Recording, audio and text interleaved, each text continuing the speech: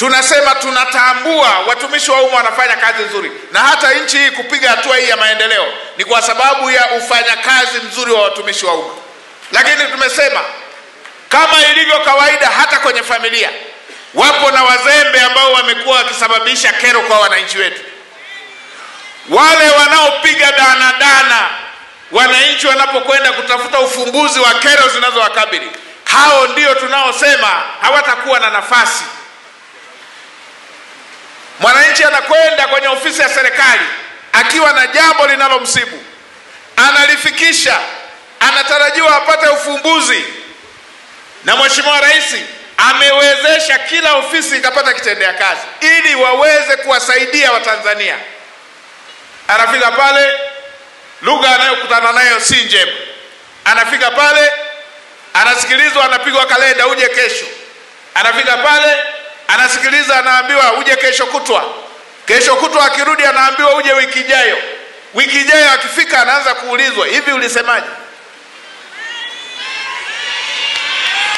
Huu sio uelekeo Dr. Samia anaotaka, na sisi wasaidizi wake tutafuatilia haya. Kama Mtanzania amefika kwenye ofisi ya serikali, watendaji wote serikalini, chukua kumbukumbu ya jambo analofuatilia. Umelipatia ufumbuzi, weka alama kwamba hili limeisha.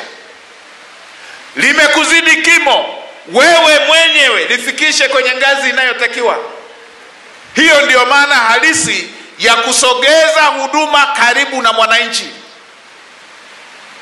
Kama tutakuwa tunapokea hoja, tunasikiliza na kupuuza, tunamwacha mwananchi mwenyewe ahangaike mpaka aende makao makuu. Nini maana ya kusema tumesogeza huduma kwa mwananchi? Kama mwananchi anaendelea kufata jambo lake Dodoma, nini maana ya kuwa na serikali pale alipo?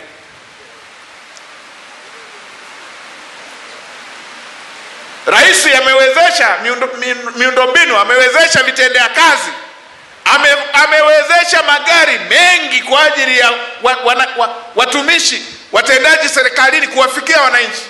Amewezesha pikipiki wawafikia wananchi.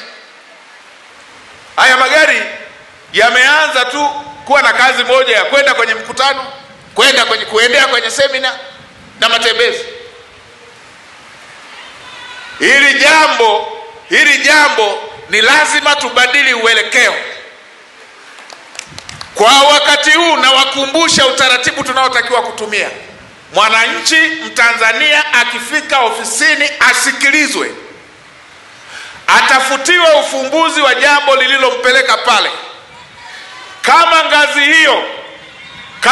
hiyo haina majawabu ya jambo hilo, ofisi ya serikali ifikishe kwenye ngazi inayoweza kutoa jawabu la jambo hilo. Huo ndio utaratibu wa kumrahisishia Mtanzania, wa kumsogezea huduma alipo.